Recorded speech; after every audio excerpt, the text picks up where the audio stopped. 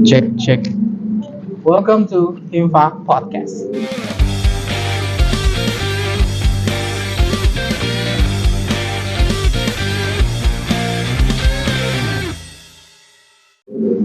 Oke, perkenalkan, nama aku Muhammad Azwir, bisa dipanggil Azwir. Aku dari S1 Farmasi Universitas Muhammadiyah Yogyakarta, angkatan 2021. Dan di sini, layaknya podcast, seperti biasa kita nggak ngobrol sendiri. Pasti ada bintang tamu. Sini ada Kak Melisa. Tada. Oke, Kak Melisa boleh perkenalan diri. Oke, halo semuanya, teman-teman podcast Himpa gitu ya. Perkenalkan, aku Melisa Juniananda. Aku mahasiswa S1 Farmasi UMY dari angkatan 2021. Salam kenal. Kita satu angkatan ternyata. Iya, satu angkatan. Kita ospeknya bareng. Ospeknya online tapi ya Kak Azwir? Online tapi lebih bagus. Oke. Pakai aku kamu aja. Nggak apa-apa. Aku Silakan panggil Melisa senyamannya gitu aja aja. Kak Azwir. Boleh ya? Oke. Layaknya sebuah podcast ya, yang temanya wawancara, ada pertanyaan-pertanyaan. Di sini saya udah menyediakan pertanyaan. Sebenarnya bukan aku yang nyediain, tapi tim kreatif. Tapi pertanyaannya template. Come on, tim kreatif. Next time lebih bagus pertanyaannya. Oke, yang pertama, kesibukan dan keseharian Kak Melisa akhir-akhir ini apa sih?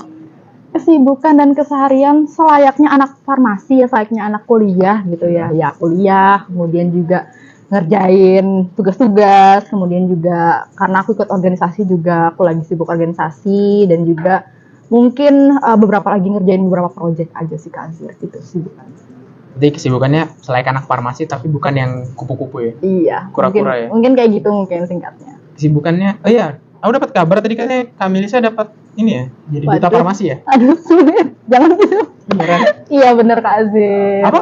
Nggak apa-apa kalau bahas aja. Iya, tadi barusan alhamdulillah dapat kepercayaan gitu ya jadi duta farmasi UMY tahun 2023. Yeay. Jadi guys, untuk duta farmasi dari UMY itu sekarang adalah Kak Melisa. Ya tapi tanggung jawab saya juga tanggung jawab teman-teman, Iya. tanggung jawab bersama gitu ya Kak. Gitu. Yes. Ya itulah prestasi. Oke, next question. Ini pertanyaan yang sering ditanyain ke anak-anak kesehatan biasanya. Alasan Kak Melisa memilih jurusan farmasi apa sih? Aduh, ini agak panjang ya alasan milih. Iya. Jujur ya, sebenarnya dari awal aku tuh nggak mau masuk jurusan farmasi. Sama. Ya kan, Sama. ya kan. Emang kayak gitu biasanya ya kan? farmasi itu. Karena emang ya sebenarnya kalau aku dari SMA emang nggak suka kimia. Jadi karena dari SMA itu pengennya yang dosen bersentuhan sama kimia lah gitu kan, apapun itu gitu kan. Tapi akhirnya karena memang aku sepanjang perjalanan ternyata nggak lolos sana sini gitu ya Kak Azwir ya. Terus habis itu akhirnya karena kakak juga dari UMY, jadinya aku disaranin di UMY. Karena kakak juga dari kesehatan, jadinya aku disaranin di kesehatan. Tapi ya akhirnya masuk ke farmasi gitu ya. Tapi di balik itu semua masih banyak hikmah. Kalau maksudnya sampai sekarang ternyata ada hal-hal yang lebih luar biasa gitu di farmasi. Gitu. Oke, awalnya yang dari ketolak itu ada nggak sih rencana kayak mau gap year, mau coba lagi tahun depan? Waduh, itu saya sih. Kayaknya Kak Azwir bisa ngeliat masa depan kali ya. Jadi sebenarnya masa lalu maksudnya. Jadi sebenarnya saya dulu gap year Kak. Jadi aku tuh dulu gap year dan gap year setahun. Jadi awalnya kan emang pengen masuk jurusan sebelah tuh ya, jurusan terfavorit gitu ya, jurusan terfavorit Huruf depannya itu. Ya huruf depannya K, belakangnya N. Jadinya kedokteran gitu kan. Awalnya, iya.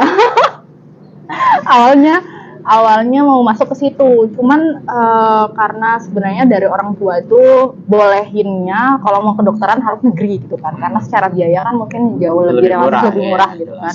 Nah, tapi aku di negeri nggak lolos di beberapa negeri ya sama juga. Kemudian akhirnya ya udah di UMY aja, tapi yang masih bersangkutan lah sama kesehatan, akhirnya milih farmasi gitu. Jadi emang aku tuh awalnya harusnya angkatan 20 gap year setahun jadi 21. Pantas pola pikirnya kalau di kelas beda Iya. dari anak-anak agak lain, lebih dewasa sendiri. Tapi emang gitu sih, kita biasanya emang pilihan kuliah nggak sesuai, tapi pasti ada aja yang didapat. Tapi sebenarnya gap year itu justru benar tadi katanya Azwir. Kalau aku tuh jauh lebih dewasa gitu loh ketika gap year. Mungkin ada banyak peristiwa selama 1 tahun yang aku jalanin gitu ya, ketika teman-teman yang lain udah kuliah, itu setahun justru banyak hal yang bisa aku pelajari, banyak skill-skill baru, kayak misalnya public speaking. Mungkin aku waktu SMA nggak sebagus ini gitu ya public speaking, tapi ketika gap year aku ikut beberapa hal, kegiatan, akhirnya public speakingnya lebih matang. Akhirnya ketika masuk kuliah itu aku jauh lebih siap gitu loh dibanding mungkin orang-orang yang belum gap year gitu. Berarti gap year-nya nggak di apa ya? Masih diisi hal-hal yang bermanfaat. Nah itu makanya sebenarnya gap year itu nggak selamanya kita harus belajar terus gitu ya, harus belajar ya, sebenarnya mau belajar pun ya itu pilihan orang. Cuman kalau menurutku harus diisi juga dengan hal-hal lain gitu loh, sehingga akhirnya nanti kita ketika kuliah gitu hal-hal itu juga bisa dipakai gitu. Itu guys, gap year tuh nggak masalah. Iya nggak masalah. Kita masih berproses sama bisa diisi dengan hal yang bermanfaat. Kita berprogres. Next question. Next question. Ini bisa diceritain nih perjalanan untuk masuk ke farmasi. Boleh diceritain dari yang ketolak terus. Aduh. Gimana? Aduh sakit diulang-ulang Ya, masa lalunya. Aku juga kalau lihat, aduh sakit. Tapi ya Kak Azir juga kan udah merasakan ya. 2 kali. Perjalanan itu gitu kan, perjalanan farmasi, masuk farmasi ya tadi mungkin seperti yang saya bilang dari lulus SMA gitu kan pengen kedokteran, terus akhirnya nggak masuk gitu, akhirnya memutuskan buat gap year dengan harapan bisa nih tahun depan masuk kedokteran lagi gitu ya, karena udah setahun belajar gitu kan, nggak mungkin enggak gitu kan. Lebih gede dong. Iya, semuanya lebih gede dong, tapi pada akhirnya ya dalam setahun itu maksudnya aku juga tidak hanya menggantungkan dari harapan itu, ngikutin beberapa kegiatan gitu, kayak misalnya ada kan banyak ya misalnya seminar-seminar gitu, itu aku ngikutin kayak seminar development, pengembangan diri itu aku ngikutin kayak gitu, kemudian juga nonton YouTube kan kayak gitu, banyak hal-hal kayak gitu aku ikutin waktu gap year, sepanjang masa gap year itu sendiri. Suka ngomong sendiri juga aku Kak Azir di depan cermin biar public speaking-nya lebih bagus gitu ya. Terus akhirnya ya sampai saat itu akhirnya menyadari bahwa kayaknya rezekinya bukan di sini, kayaknya bukan di kedokteran gitu ya, pilihan sebelumnya ya. Di pilihan sebelumnya, dan akhirnya berlapang dada gitu ya untuk milih farmasi karena dari orang tua juga merekomendasikan farmasi gitu dengan segala prospek kerjanya yang dibilang bagus dan lain sebagainya, akhirnya memilih farmasi. Tadi kan Kak Melisa kan kamu kan bilang kalau nggak terlalu suka sama pelajaran kimia. Emang sebelumnya sukanya pelajaran apa? Biologi.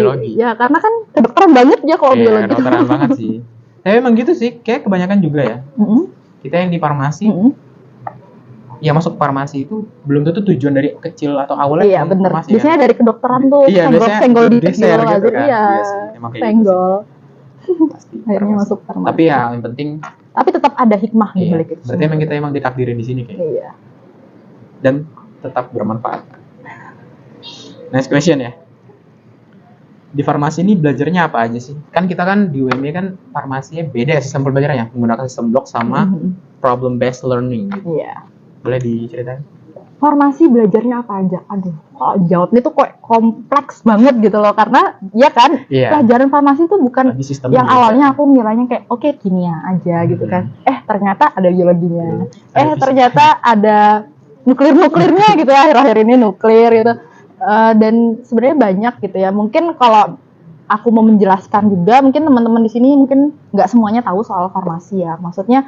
Tapi farmasi itu sebenarnya kompleks. Kalian belajar herbal iya, belajar soal pengembangan obat iya, belajar soal biologi, bagaimana obat itu masuk ke dalam tubuh gitu, proses farmakokinetik gitu ya, itu juga belajar. Banyak hal-hal lain ya. Teman-teman bisa searching lah di internet gimana kompleksnya farmasi itu.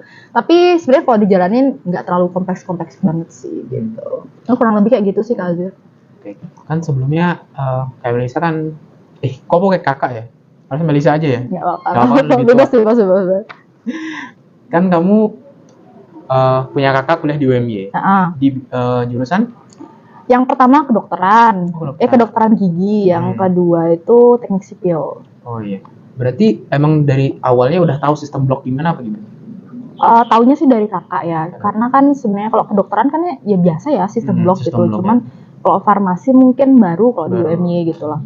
Cuman dapat ini sih omongan-omongan juga. Berarti udah nggak terlalu kaget ya? Kalau yang kayak kita kaget ya, tetap kaget. Karena kan eksekusinya kan belum tahu ya Kak Azir seperti apa, cuma tahu cerita-ceritanya aja gitu. Ya emang beda sih ya. Iya emang beda. Problem based learning. Yang paling kaget kan tuh kuliahnya Senin sampai Sabtu. Iya, Senin sampai Sabtu. Terus dalam 1 bulan tuh harus ngejar satu Ngejar banget. materi itu semua harus selesai gitu. Iya. Ya emang ada yang menakutkan, tapi ada yang banyak yang menakutkan. menyenangkan. Iya, banyak juga yang perkuliahan. menyenangkan. Berarti itu perjalanannya itu ya. Di farmasi juga belajar apa udah disebutkan tadi. Next question. Ini tuh pertanyaan yang jawabannya dibutuhkan banget untuk maba-maba. Aduh. Cara belajar Berat. di farmasi itu gimana sih? Sama calon Cara maba. belajar di farmasi. Jadi sebenarnya kalau cara belajar di farmasi itu satu sebenarnya hal yang teman-teman perlu tahu. Jangan nunda apapun di farmasi gitu kan. Ya kan Kak Azir? Iya. Kalau kamu menunda, banyak sekali yang akan tertunda di belakang gitu kan. Jadi kalau bisa sih sebenarnya kalau dikasih tugas, misalnya udah praktikum selesai itu langsung dikerjain. Nah itu sebenarnya menurutku salah satu. Kemudian satunya lagi mungkin karena kita sistem blok, menurutku materi itu nggak efektif kalau cuma dipelajarin misalnya H-1 atau H-2 MCQ gitu ya. Karena materinya kan banyak banget. Itu ada sebulan materi itu dikumpulin jadi satu. Jadi mungkin lebih pakai sistem cicil gitu. Jadi jangan SKS. Jadi mencicil belajarnya misalnya dari dosen hari pertama dosen ini nanti mungkin bisa diulang lagi malam gitu kan. Itu nanti bisa di-repeat terus sampai akhir. Jadinya nanti pas akhir blok kita cuman ngulangin apa yang ada gitu, ngebaca aja. Jadi nggak usah belajar dari awal lagi gitu. Mungkin lebih ngecicil aja sih kalau menurutku gitu. Nggak boleh ditunda. Jangan ditunda seperti Kak Azur ya, ditunda terus. Ya, alhamdulillah. Tapi lulusannya jangan ditunda. Ya, ya kan kebetulan kan sebenarnya ini efek sih. Berefek. Jadi biasanya cara belajar siswa ya bukan mahasiswa. Siswa negeri dan swasta kan berbeda ya. Iya benar. Kebetulan aku dari SMA negeri itu belajarnya H-1 tapi tetap lulus. Tapi beda loh, sistem SMA sama kuliah tuh beda. Iya, beda. Tiba-tiba masuk ke kampus swasta, wah kok kayak gini gitu kan. Ya emang itu sih beda. Emang nggak boleh sih. Emang nggak boleh sih sebenarnya. Cuman ya, kadang-kadang kegiatan gitu ya, yang bikin ya udah nunda. Ya pokoknya kalau kalian nggak jalan hari ini, kalian harus berlari besok. Iya. Oke. Overuse. Sudah terpakai di mana-mana. Overuse banget itu kok. Azir kayaknya banyak banget quotes-nya ya. Banyak sih. Soalnya kan sering scrolling IG. Waduh. Padahal quotes-nya Oke, next. Nah, ini nih. Pertanyaannya setiap aku nyebutin jawabannya selalu disangkal sama anak-anak angkatan 22 atau mahasiswa baru. Kenapa? Matkul yang sejauh ini paling berkesan nih. Berkesannya tuh berkesan apa? Kita bikin simpel aja. Kalau matkul kan terlalu banyak. Iya. Kita kan sistem blok. Blok yang paling berkesan deh. Paling berkesan. Berkesan nih bisa paling gampang, paling seru atau gimana? Itu banyak faktornya. Kita bagi 3 aja. Yang paling gampang, paling seru, sama paling deg-degan. Oh ini tapi pengalaman pribadi ya? Pengalaman pribadi. Kalau yang paling gampang. Paling gampang sebenarnya blok 4 sih. Blok 4 kan? Benar. Blok 4 itu paling gampang. Banyak anak-anak yang dua-dua gak pernah ini ya. Karena sebenarnya materinya kayak cuman mempelajari alat gitu kan, fungsi iya. alat kayak gimana gitu-gitu, dan nggak terlalu kompleks gitu loh. Kimia analisis kan ya? Iya, lebih ke kimia analisis. Itu sudah dikasih data, tinggal mengecek ada atau enggaknya. Iya, gitu. Cara pakainya seperti apa? Prinsip-prinsip kayak gitu. Berarti yang paling mudah blok 4. Iya, menurut sampai saat ini ya. Sama, setuju. Sampai saat ini. Bang, yang angkatan 21 mungkin juga setuju pasti. Sama blok 7 juga sih. Blok 7 ya? Tapi paling menyenangkan kalau itu. Karena banyak jalan-jalannya. Oh iya, berarti kalau untuk yang paling gampang blok 4, yang blok paling 7. seru blok 7. Blok 7. Kita itu jalan seru karena jalan-jalan. Dan ujiannya juga nggak terlalu susah. Iya, ujiannya nggak terlalu susah. Tapi tetap susah waktu jalan. Soalnya kita pengurus. Kita ngurusin 100 anak. 100 berapa anak waktu itu kan? 100 lebih nggak sih? 100 lebih. Oke. Gitu. Terus yang paling deg-degan nih. Aduh, itu kayaknya sudah tidak usah dipertanyakan lagi ya teman-temannya. Blok 3. Sudah tidak paling susah. Itu paling susah sih. Nggak tahu kenapa. Mungkin sebenarnya blok-blok awal sih, karena kayak itu tuh kayak transisi dari kita yang saya belajar dasar-dasar SMA, pas waktu kuliah kayak antara baru diperkenalin pelajaran farmasi sama masih ke bawah SMA. Nah, itu tuh kayak transisi kayak gitu. Jadi kayak masih bingung sebenarnya mau kemana topiknya kayak gitu. Itu lebih susah gitu sih. Sebenarnya blok 3 itu kan lebih mengarah ke biologi kan? Iya, lebih ke biologi. Kan Melisa sendiri suka sama biologi. Kenapa bisa ada kendala? Berbeda biologinya.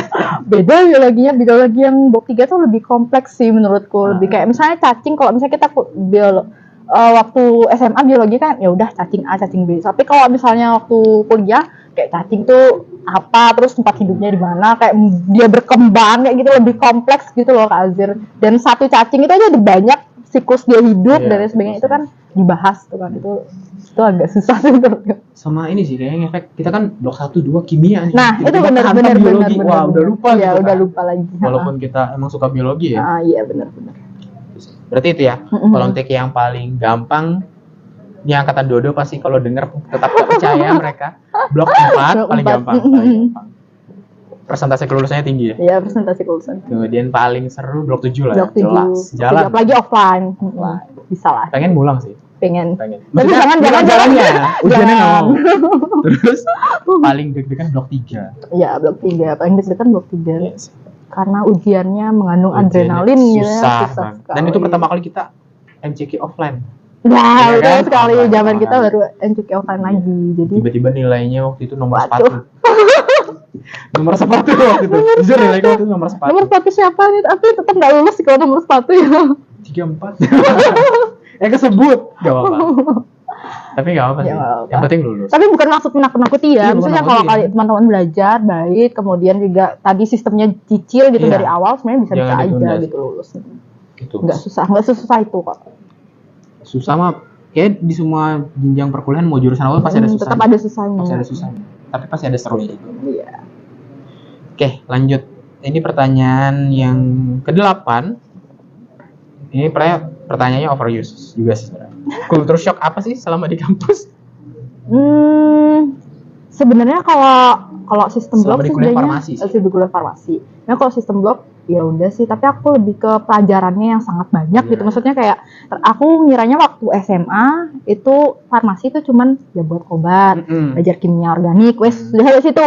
Oh, ternyata belajar yang lain kayak nuklir kan juga belajar, tapi sebenarnya itu adalah pengembangan dari kan bermanfaat radiofarmaka kan. Cuman kayak aduh kok sampai situ gitu kan. Terus habis itu kayak belajar ya kalau herbal sih biasa, kemudian juga pelajaran-pelajaran lain yang mungkin kita nggak pernah pikirin gitu loh, kalau ternyata ada di sini, dari di farmasi lagi gitu, kayak gitu sih, lebih ke situ, lebih ke matkulnya yang ternyata kayak wow sangat luas gitu loh, lebih luas dari yang kita bayangkan waktu SMA. Sebenarnya itu kesempatan juga sih dengan luasnya matkul dan bidang untuk mengeksplor lagi gitu. Iya, maksudnya untuk dunia kerja nanti kan prospeknya lebih luas gitu kan. Itu keuntungan sih. Ya emang situ lah. Culture shock. Sebenarnya kalau aku sih culture shock lebih ke yang tadi sih, apa? Yang dari sekolah negeri. Sekolah negeri tiba-tiba belajarnya ketemu anak-anak. Wah, ternyata beda banget. Gak bisa ya H-1 lulus. Tapi kayaknya rata-rata gitu nggak sih Kak Azir? Jadi kayak dari sekolah, dari SMA ke kuliah tuh kayak belajarnya tuh ya harus lebih serius ke kuliah gitu. Karena di kuliah kita bener-bener berjuang sendiri gitu dari awal. Lagi jauh dari keluarga. Gak ada bisa lagi merantau ya. Ya kita sama-sama perantau kan. Iya. Oke. Next question. Ini pertanyaan yang identik banget sama Melisa nih. Ikut kegiatan kampus apa aja sih? Waduh. Kalau kampus sebenarnya nggak tahu kan kalau dilihat anak farmasi 21 kegiatannya banyak, Melisa. Enggak gitu. Enggak gitu juga. Aku tuh sebenarnya yang banyak tuh justru di semester awal, semester 1, semester 2 itu kayak kepanitiaan semuanya ikutin gitu, karena kan sebenarnya aku adalah anak yang pengen nyoba hal-hal baru gitu, kayak setiap ada kesempatan kenapa enggak gitu kan maksudnya. Nah itu waktu semester awal gitu, semester sekarang mungkin kurang-kurangnya. Kalau sekarang lagi ikut panitiaan, Azir juga tahu. Apa tuh? International Horasi Summer School. Jangan lupa daftar. Jangan lupa join ya nanti. Jangan lupa join. IPSS itu juga. Siapa ketuanya? Aduh, flexing. Biar dapat exposure sedikit. Ini nggak bisa jadi koordinator acara. Aduh, jangan nanti jangan di-spill dulu. Tunggu tanggal. Iya, pokoknya lagi IPSS kan maksudnya sibuknya. Terus juga PSC masih monitoring juga itu setiap bulan tetap monitoring. Selama kuliah. Iya, selama kuliah sampai lulus ya. Sampai lulus. Terus sekarang lagi sibuk kegiatan Isma Farsi juga kan. Maksudnya kan gabung di Isma Farsi juga, saya proker-prokernya lagi monitoring ke sana juga. Dan apa lagi ya? Kayaknya lebih ke situ sih, sama kuliah mungkin, sama kuliah. Ya kuliah membuat kesibukan. Kayak gitu sih lebih ke situ. Jadi kan biasa bilang dulu pas semester awal suka nyoba hal baru, dia pengen juga. Tapi kalau kuliah sih di kepanitiaan, divisinya acara terus. Kenapa nggak nyoba yang lain? Sebenarnya aku pernah ya nyoba yang lain, Apa? Misalnya divisi ke humas. Tapi Cuman nggak diterima. nggak diterima, terimanya ke acara gitu. Aku nggak ngerti ya, cuman tapi menurutku ya nggak tahu sih, aku kayak misalnya desain nggak jago-jago banget gitu. Takutnya malah ya masih banyak orang yang jago gitu loh, jadi kayak ya udah gitu kan, kayak misalnya yang lain. Jadi pengennya di acara aja karena aku lebih suka untuk mengonsep acara dengan ide yang berbeda-beda gitu loh, yang lebih out of the box seperti IPSS. Tapi tetap acara. Ya apa? Berarti kalau bisa dibilang Vanessa mulainya dari prodi ya, dari tingkat prodi untuk organisasi. Iya, dari prodi, kemudian yang di eksternal ya regional. Semakin bertingkat kan berarti dari prodi. Itu apa aja sih perbedaannya? Coba boleh dikasih tahu. Bedanya sebenarnya lingkungannya sih ya. Mungkin Azir juga tahu lingkungan di prodi farmasi itu seperti apa juga kan. Nah, kalau misalnya di luar tuh mungkin karena kita punya jadwal yang berbeda-beda. Misalnya, aku udah ujian blok nih, yang lain belum ujian, belum UAS. Itu beda ke situ. Jadwalnya susah banget buat disatuin. Kemudian karena jaraknya jauh, jadi rapatnya tuh kadang-kadang ya harus Zoom, jadi susah buat ketemu offline. Nah, terus juga menurutku lingkungannya juga lebih beragam sih kalau misalnya organisasi regional itu. Kayak orang kan biasanya beda-beda, kayak dari misalnya lingkungan kampus A sama lingkungan kampus B itu kan beda. Jadi dia kadang-kadang tumbuh dari lingkungan itu loh. Nah, kemudian dibawa untuk organisasi regionalnya. Nah, itu kadang-kadang aku kayak menemukan orang-orang kayak, ternyata ada orang yang kayak gini ya, kayak gitu-gitu ada di situ. Jadi lebih unik, dan kadang-kadang mereka tuh jauh lebih luar biasa gitu. Akhirnya aku bisa belajar juga dari mereka, dari organisasi regional gitu. Jadi lebih mengeksplor sih tadi. Iya sih, kalau kita bukan organisasi prodi itu kendalanya di jadwal ya. Iya, kalau di jadwal setiap angkatan. Karena kebetulan kan Melisa kan mulai tahun pertama dari prodi kan. Iya, dari kebetulan kalau aku mulai awal dari fakultas kan. Oh iya. Itu emang pusing sih kalau. Iya kan, pusing. Masalah jadwal tuh pusing. Nggak bisa satu. Untungnya emang relasi sih. Iya, untungnya benar relasi. Relasinya dapat banget. Dapat banget. Harus dong cobain Azir ke regional. Masih cukup nggak sih umur? Cukup kalau lulusnya 4 tahun. Udah ketuaan ya. Oke, lanjut. Itulah untuk kegiatan kampus ya. Nah, pertanyaan nomor 10. Ini pertanyaan anak-anak organisasi.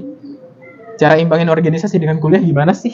Aduh, sebenarnya kalau dilihat gampang apa tuh? Kayak gampang ketabrak. Sebenarnya aku tuh nggak terlalu pinter juga, maksudnya nggak masih belajar lah untuk menyeimbangkan hal itu semua. Cuman yang aku pegang sampai saat ini adalah akademik itu nomor 1. Mau bagaimanapun organisasi, mau dimanapun tuh akademik nomor 1. Karena kan tujuanku datang ke sini, ke jauh-jauh ke Jogja kan buat kuliah. Tapi organisasi itu kayak buat cuman pemanis aja gitu ya, buat nyari relasi, kemudian nyari skill lebih lanjut. Dan mungkin kalau gimana cara ngimbanginnya, mungkin karena aku merasa akademik itu nomor 1, akhirnya nanti organisasinya ngikutin gitu loh. Jadi mungkin entah itu bisa aku selipin dari setelah akademik atau mungkin di sela-sela akademik juga bisa. Maksudnya, tapi kalau dibilang mustahil tabrakan sih nggak mungkin ya. Tetap akan ada jadwal yang bertabrakan gitu. Iya, tetap ada yang harus kita korbankan, harus bisa nentuin prioritas sih. Mana sebenarnya lebih penting yang jadi kita tuh urgensinya kita tuh ke situ gitu loh, ke mana, apakah ke organisasi sana atau organisasi sini. Apalagi itu kalau misalnya organisasinya 2 kan, itu susah. Jadi pintar-pintar nentuin prioritas buat ini aja sih. Kalau misalnya kita kan kuliah emang udah padat ya. Iya, betul sekali. Terus tambah organisasi. Kira-kira cost-nya apa sih? Hal yang harus dikorbankan? Wah, banyak sih. Azir pasti sering melihat saya tuh ngerjain tutor di dalam ruang kuliah. Itu jangan ikutin ya teman-teman. Pemandangan yang lazim. Pemandangan yang lazim buat anak-anak organisasi kan. Karena kayak, itu udah kayak misalnya organisasi ini dari pagi sampai sore, nanti malamnya ada apa gitu, ada rapat lagi, jadi baru bisa ngerjain besok paginya. Tapi itu bukan hal yang patut dicontohi ya. Cuman yang perlu dikorbankan sih itu, kadang-kadang tuh kita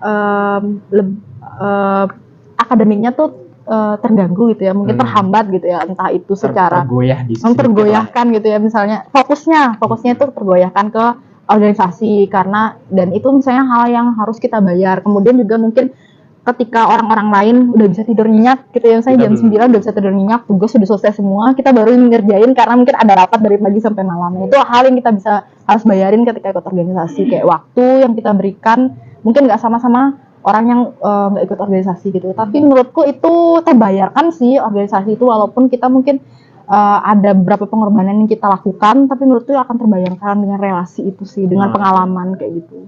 Iya sih. Emang pengorbanannya di tenaga dan waktu ya. Ya, tenaga dan Tapi waktu.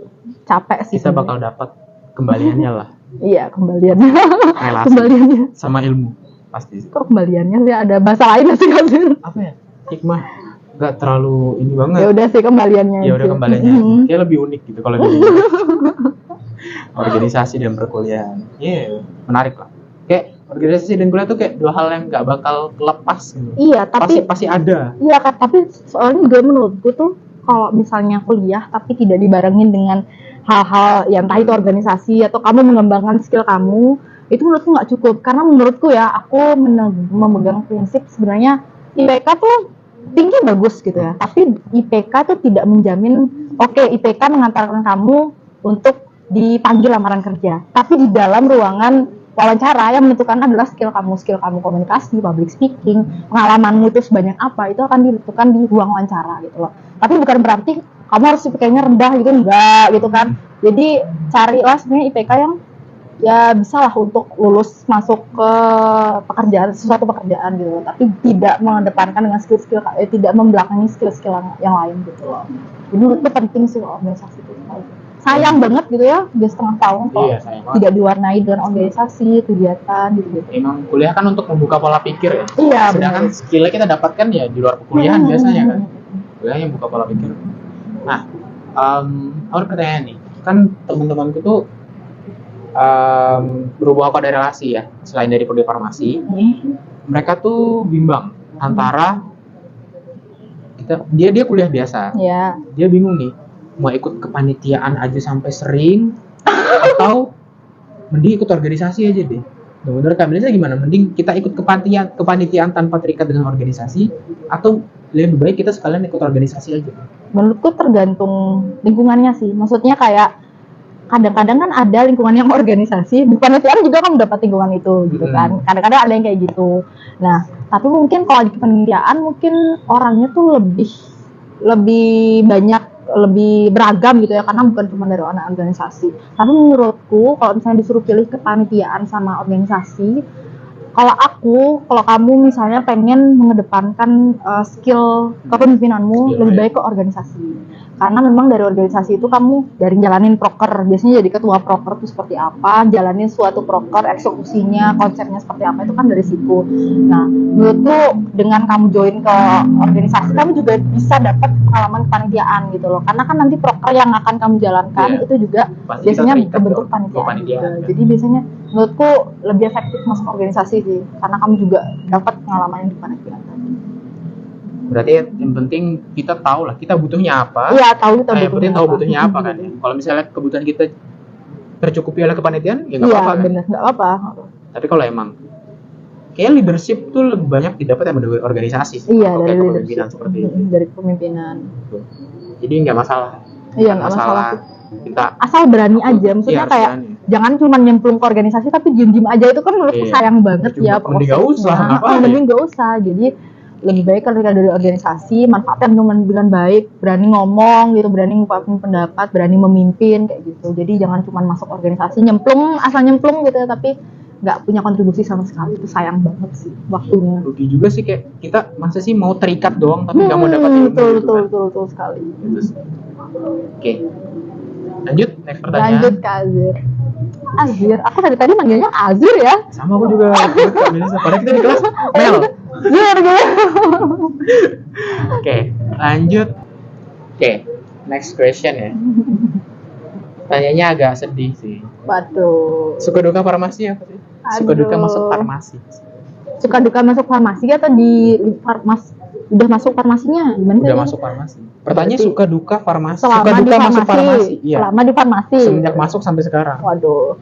Sukanya ya ketemu teman-teman baru yang ternyata punya tujuan yang sama gitu ya, karena kan sama-sama pengen jadi apoteker gitu kan, rata-rata, atau tenaga kefarmasian lah.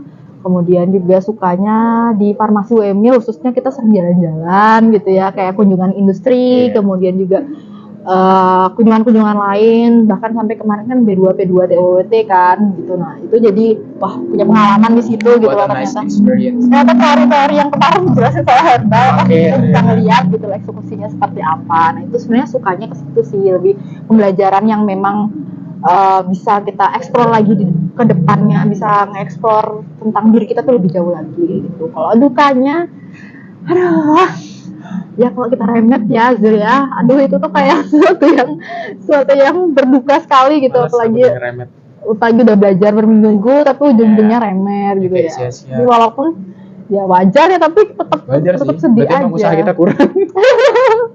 Kemudian dukanya juga kayak misalnya bukan kampus di jurusan lain udah libur, kita belum libur kayak gitu. Kayak nanti lebaran kan kita kayaknya agak telat pulangnya gitu ya. Jadi udah baca tadi jadwalnya. Ya kan? Kita masuknya paling cepet. Waduh. Gak apa-apa. Itu jadi suatu duka sih, cuman jadi suatu hal yang menyenangkan ketika tahu kalau misalnya hal itu tuh bakal terbayarkan nanti. Iya, gitu. bakal terbayarkan. Itu persiapan untuk menyambut kewajiban sebagai tenaga kesehatan. Emang kayak gitu guys, suka dukanya. Tapi ya sukanya emang itu sih unik, sukanya tuh ketemu sama orang-orang baru unik, tapi tujuan kita sama. Iya. Dan backgroundnya kadang sama. Iya, kalau misalnya ya kayak misalnya tadi, ternyata dia dari awalnya mau masuk kedokteran gitu, ternyata itu kan perasaan yang ternyata aku nggak sendirian, gitu. Dia lebih enak gitu, nggak sendirian ternyata aku di sini. Emang kayak gitu sih. Kalau SMA kan kita kayak jurusannya pengen ini kayak lebih beragam gitu ya. Kalau sekarang tuh lebih kita pengen kalau ke farmasian ya apoteker. Iya sih. Tenaga farmasi. Ya udah pasti. Kita masuk farmasi udah pasti. Apoteker udah kayak cita mati. Maksudnya cita-cita yang pasti udah harus itu. Tapi bisa kok Azir kerja di industri maksudnya. Iya, tenaga kefarmasian masih bisa gitu. Tapi jadi bangun apotek sih tujuan paling banyak dipilih ya sama anak. Itu tujuan Azir ya. Ingat. Amin. Amin. Kita doain ya yang nonton semuanya amin pokoknya. Enggak apa-apa dong minta doa. Lama-lama jadi podcast jadi Corbuzier nih agak lama ya.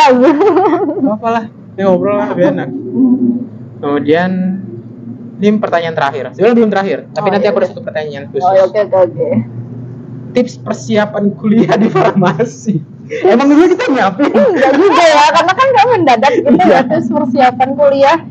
Ya sebenarnya kalau misalnya pesan-pesan lah untuk yang bakal. Sebenarnya kalau pengen masuk farmasi, udah pengen nih dari SMA, ya tentunya kayak sebenarnya mendalami apa yang kamu pelajari di SMA sih, karena itu bakal kepake. Kayak matematika guys, itu bakal kepake ketika kalian di farmasi. Semua menurutku semua pelajaran di SMA itu bakal kepake. Jadi menurutku apa yang perlu kalian persiapkan, sebenarnya nggak usah jauh-jauh ke farmasi, kalian dalamin aja ilmu yang sekarang lagi di SMA. Misalnya kalau biologi ya udah didalamin banget gitu loh, misalnya masing-masing mata pelajarannya. Kemudian nanti siapin juga buat ujian masuk perguruan tingginya gitu ya. Jadi kalau kuliah di farmasi sebenarnya nanti pengembangannya itu dari ilmu dasar kalian dari mata pelajaran itu gitu loh. Jadi nggak usah terlalu khawatir gitu ya. Tapi mungkin agak sedikit kaget sih iya. Cuman kalau misalnya teman-teman sudah mendalami itu dari SMA, sebenarnya nanti lebih gampang ke depannya gitu. Aja sih sebenarnya persiapannya nggak terlalu banyak gitu. Berarti nggak harus. Sama nggak usah takut sih. Kalau misalnya pegang-pegang alat lab kayak gitu, nggak usah takut. Pegang tikus. Berarti sebenarnya kalau masuk farmasi tuh pintar kimia itu bukan syarat wajib. Bukan. Karena matematika juga ada kan Azir. Matematika, ilmu dasar matematika tuh ada. Biologi ada banyak juga, cara proses kanker tuh. Nah, itu ada juga kan farmasi. Jadi semua mata pelajaran harus didalami gitu. Soalnya dulu kayak aku kehitung bukan anak yang kalau bilang bodoh mah terlalu kasar ya. Enggak ahli di kimia lah. Tapi ternyata masih bisa. Aja. Karena menurutku juga, maksudnya masuk farmasi kamu nggak harus pinter gitu loh, tapi kamu cukup rajin dan mau belajar gitu loh sepanjang perjalanan farmasi ini. Memang sih kalau kuliah pelajar tuh bukan orang yang udah pintar gitu, tapi orang yang rasa ingin tahunya. Rasa ingin tahunya. Itu sih baru belajar. Mau belajar. Berarti itu ya tips lebih kayak persiapin aja lah pokoknya, pelajarin aja pokoknya yang di SMA pasti kepakai. Iya, didalamin aja ilmunya. Itu aja sih. Paling yang ini sih. Siap-siap Siap-siap belajar apa tuh? ngurus diri sendiri. Iya. Karena kalian bakal Karena ngerantau. kalau ngerantau Oh, ya, ngerantau. ngerantau. Ngerantau lah. Ngerantau. Biar kayak kami berdua. Nah, ini pertanyaan sebenarnya tambahan aja sih. Kak Melisa kan bukan dari, maksudnya perantau ya di sini. Kita Aduh, sama-sama perantau. aduh sedih jadinya. Enggak sedih dong. Nah, jauh juga kan ya jaraknya. Iya, jauh-jauh. Dari mana asalnya? Dari NTB. NTB. Sama aku juga dari NTB. Bapakku juga NTB. Udah tahu Cuman ya? aku besar di Kalimantan. Oke. Gitu. Tapi nggak pernah ke NTB. Pernah lah 3 Oh, kali pernah. ke Bima. Oh. Tapi udah nggak ke sana. Udah jarang. Mungkin nanti kalau wisuda. Amin. Amin. Wes nanti mampir aja. Iya. Nanti aku lewat. Lewat. Nanti kalau dari pesawat lewat pulau Bel gitu. Apa sih? Kayaknya gua bakal denger sih, Nggak. Jur. Di klakson pesawat. Nggak ada pesawat. Nggak ada klakson pesawat. Oke. Gimana coba? Pertanyaannya nggak keluar dari tadi. Aduh. Kan ngerantau jauh. Terus kamu sendiri kan nggak bisa dipungkiri ya. Aduh, jadi sedih. Di angkatan enggak, kamu di angkatan cukup menonjol gitu loh. Aduh, jangan Cukup gitu. salah satu unggulan gitu lah ya. Amin, Masya Allah. Ya, di prodi juga. Maksudnya Amin, selain di Masya angkatan di Allah. prodi gitu. Apa sih kok bisa sih kamu tuh dari awalnya belajar hidup sendiri tiba-tiba sampai jadi unggulan lah. Bisa dibilang unggulan sih. Aduh. Motivasinya Masya apa Allah. gitu loh. Aku juga heran dong. Kok kita sama-sama nih perantau, tapi kok aku kalah ya gitu. Aduh, jangan gitu. Bukan kompetisi sih, cuman ya Mhm. bagus dong, iri dalam hal kompetitif dan sehat gitu kan. Sebenarnya kalau motivasi sebenarnya ya seperti yang Azir bilang tadi kan karena perantau. Jadi mungkin aku pengen kayak ya motivasi utama aku orang tua gitu ya, membahagiakan orang tua gitu. Gimana caranya gitu agar aku tuh jauh-jauh ya misalnya dari NTB ke sini gitu kan jauh 2 kali transit gitu kan dari Bali kemudian Jakarta baru Jogja gitu kan. Transit dong, transit terus ya sayang gitu kalau misalnya andai kan ini udah selesai kuliahnya terus balik nggak bawa apa-apa gitu kan dalam tanda kutip. Jadi menurutku itu motivasi utamaku yang terbesar gitu ya, pengen membahagiakan orang tua. Kemudian juga mungkin karena aku anaknya pengen mencoba hal-hal baru dan mungkin aku sempat gap year setahun gitu, itu jadi sebenarnya jadi Bekal sebuah banget motivasi gitu ya, kayaknya karena aku gap year setahun kayaknya aku nggak boleh menyanyiakan masa-masa kuliahku, akhirnya nyoba hal-hal baru ya walaupun gagalnya juga banyak gitu ya, tapi belajar dari gagal itu menurutku adalah sesuatu yang jauh lebih priceless gitu, lebih berharga gitu. Jadi menurutku kalau motivasi itu sebenarnya yang paling utama sih orang tua. Jadi aku pengen kayak aku balik tuh nggak cuma bawa Bakalan diri kosong. doang gitu ya, dan sertifikat wisuda nggak cuma kayak gitu kan, tapi lebih dari itu kayak pengalaman, skill baru itu bisa aku bawa pulang gitu loh. Jadi lebih ke motivasi ke situ sih menurutku, karena ya sayang juga ya kalau 4 tahun kita cuma kuliah terus pulang gitu. Jadi itu jadi motivasi sih sebenarnya, mau berkembang dan mau belajar gitu. Iya sih. Cuma kita bawa sertifikat toga sana, terus sampai sana nggak bermanfaat bagi Iya. orang sana, ya nggak guna. Ya sayang banget gitu kan. Jadi itu. Jadi perantau tuh kadang bukan perantau ya, mungkin motivasi sama ya, sama perantau juga. Kalau aku sih, kami datang jauh-jauh tuh bukan untuk gagal. Gitu. Iya. Gagal sih nggak apa-apa sih menurutku ya. Boleh, tapi jangan kita- keseringan. Jangan. Tapi kita berani belajar dari gagal itu. Iya. Jadi kalau gagal ya jangan cuma menganggap oke, gagal selesai. Jangan, maksudnya kita ngelihat kenapa gagal tuh kenapa gitu. Variabel apa sebenarnya yang salah gitu loh. Jadi belajar dari situ, kemudian koreksi lagi. Oh ternyata nanti dari situ mungkin bisa jadi sukses gitu. Kita jauh-jauh bukan cuma buat tangan kosong baliknya. Iya, Gitu sih. gitu sih. Pengen ya gitu. Azir. Oke, jadi pertanyaan selanjutnya. Aduh, ada lagi ya. Ternyata katanya tadi Ternyata terakhir. nggak ada. Udah selesai, Bang. Oh, udah selesai. Oke, Alhamdulillah. pertanyaannya udah selesai. Jadi Agak melo yang terakhir tadi ya. Iya, agak Moodnya agak mood turun. mau pulang homesick. Iya, telepon dulu. Lumayan jauh sih perjalanannya. Iya, Ya itulah pokoknya untuk perkuliahan di Farmasi. Terima kasih udah dengar sampai akhir. Makasih juga untuk Kak Melisa. Makasih. Kok kakak sih? Iya, nggak tahu Campur ya. deh. Makasih buat Melisa udah mau hadir di Himpa Podcast Makasih yang juga udah pertama. diundang. Ini yang pertama, ya kan? Pertama kan? Iya, pertama. Ya, yang pertama. Semoga bisa ketemu di lain kesempatan lagi. Amin, semoga diundang Walaupun lagi. Senin besok ketemu lagi. Ketemu lagi di kuliah ya, di ruang kuliah. Online loh. Online ya besok? Online. Emang iya? Alhamdulillah. Ya bisa santai. Alhamdulillah. Online tuh ada bagusnya. Tidur kok. Enggak. Saya lebih santai kuliahnya. Lebih santai. Enggak jadi closing nih. Oh ya oke, closing. Durasinya nggak tahu sih berapa tadi dibatasi. Masa closingnya kayak Deddy Corbuzier. Tadi sih aku rencananya sampai gelap ya. Aduh. Lumayan kan kita biar ngerender di YouTube-nya lama gitu. Mungkin kami ada closing statement dulu sebelum tutup Closing statement tentang sebenarnya kuliah di farmasi atau apa gitu. Oke. Banyak sekali mungkin teman-teman yang aku ngerasa kayak takut untuk mencoba hal baru, takut gagal gitu, takut mengeksplorasi diri lebih lanjut. Tapi teman-teman harus sadar dan paham bahwa gagal itu adalah hal yang biasa. Gagal itu adalah cara semesta untuk memberitahu bahwa ada variabel yang salah dari cara kita. Ada sesuatu yang salah dari proses-proses kita. Dan tugas kita adalah untuk belajar dari itu. Karena guru terbaik itu adalah gagal itu sendiri. Learn the best from the best to the best of the best. Tuh, terima kasih. Terima kasih udah undang saya. Belum ditutup loh. Oh, belum ditutup. Jadi itu 5, 4, 3, 2, 1. enggak masa kita nggak punya signature Close the sendiri. door. Jadi gitu guys. Jadi bukan masalah berapa kali gagal, tapi masalahnya adalah berapa kali kita bangkit dari kegagalan. Sip. Learning something by doing itu emang paling the best sih. Iya. Ini lanjut lagi deh ngobrolnya kan. Ngobrol terus sih. Ya emang kalau ngobrol sama Melisa tuh lama. Aduh. Boleh nambah sejam? Aduh. Boleh ya? Gak apa nanti.